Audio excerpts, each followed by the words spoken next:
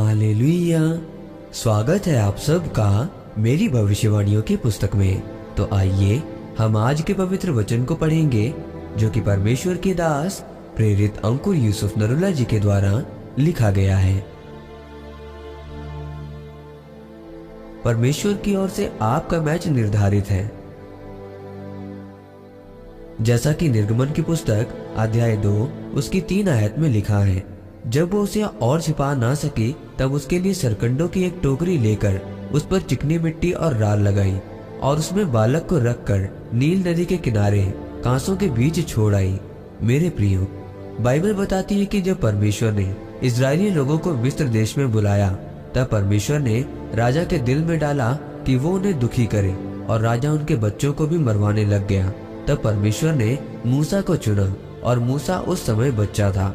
जब उसकी माँ को मालूम हो गया कि मैं अब अपना बच्चा छुपा नहीं सकती, उसने एक लकड़ी की टोकरी बनाकर टोकरी में मूसा को रखकर नदी में फेंक दिया और उसको राजा की बेटी ने उठाया, क्योंकि वो नदी पर नहाने गई थी, क्योंकि रानी कोई राजकुमारी नदी पर नहाने नहीं जाती थी। ये राजघरानों का नियम था और उनके लिए उनके घराने में बड़े बड़े स्विमिंग पूल होते थे। लेकिन उस दिन परमेश्वर ने राजा की बेटी के दिल में डाला कि आज जब तो नहाने नदी में जाएगी, क्योंकि वहाँ मूसा था। और जब टोकरी खोली गई तो मूसा रो रहा था और उसने मूसा को स्वीकार किया।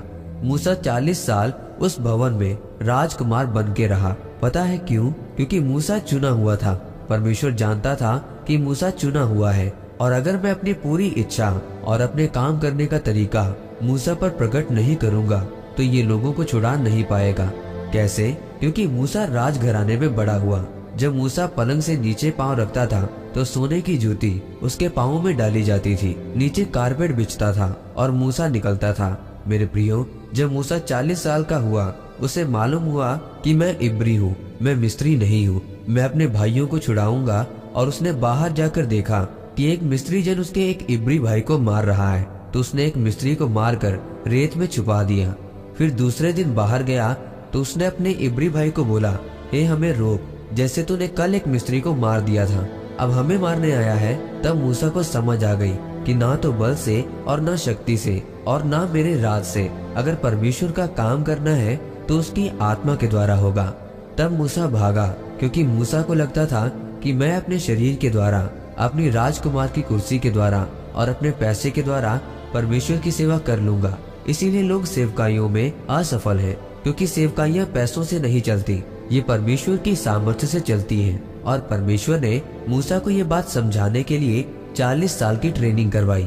मेरे प्रियो, बाइबल कहती है कि मूसा ने 40 साल भेड़ों और बकरियों को चराया। परमेश्वर ने उसे किसी लाहौर के घर में, सुनार के घर में, किसी किसान के घर में नहीं भेजा। परमेश्वर ने भेड़ों और बकरियों को चराने वालों के घर में भेजा, ताकि मूसा ये जान सके जब मैं उसको बुलाऊं कि जिस तरह ये भेड़ और बकरियां अपने आप नहीं चर सकती, उसी तरह से मेरे लोग अकेले नहीं चल सकते। तो उनको एक दिन चराएगा। मूसा की हर चीज ट्रेनिंग के नीचे थी। मूसा का दुख, मूसा का सुख, 40 साल राजभवन में रहना पहले से निर्धारित था। मूसा एक निर्धारित मैच था। मेरे प्रियो, आप एक निर्धारित मैच में हो। आपका मैच पहले ही निर्धारित हो चुका है। समस्या ये है कि जब एक मसीही व्यक्ति नहीं जानता कि मैं एक निर्धारित मैच में हूँ, उसे लगता है नहीं, ये बीमारी मुझे खत्म कर देगी, ये संकट मुझे खत्म कर देगा। वो दूसरे लोग हैं जो बीमारी से, संकट से खत्म हो जाते हैं। आप उनमें से नहीं हो, आप उनमें से अलग किए गए हो। आपकी जिंदगी का हर मोड़ निर्धारित है। अगर आप परमेश्वर से भागे नहीं, अगर आप पाप में न जाएं, निराशा के समय पर भी, भ्रम के समय पर भी, जब जिंदगी में क्यों के सवाल आए तब भी, तो परमेश्वर आपको आत्मा में सेवा करने के लिए तैयार करेगा और शारीरिक रीति से भी आशीषित करेगा। आमीन। आइए इस प्रार्थना को आप मेरे साथ एक मन होकर करें। सर्वशक्तिमान परमेश्वर, इस वचन के लिए मैं आपका धन्यवाद करता हूँ और परमेश्वर मैं प्रार्थना करता हूँ कि आपने जो मेरे लिए मैच निर्धारित किया है, उस मैच को जीतने के लिए मुझे अनुग्रह दे, प्रभु यीशु मसीह के नाम में, आमीन। परमेश्वर आप सबको आज के वचन के ऊपर मनन करने के द्वारा आशीषित करे, आमीन।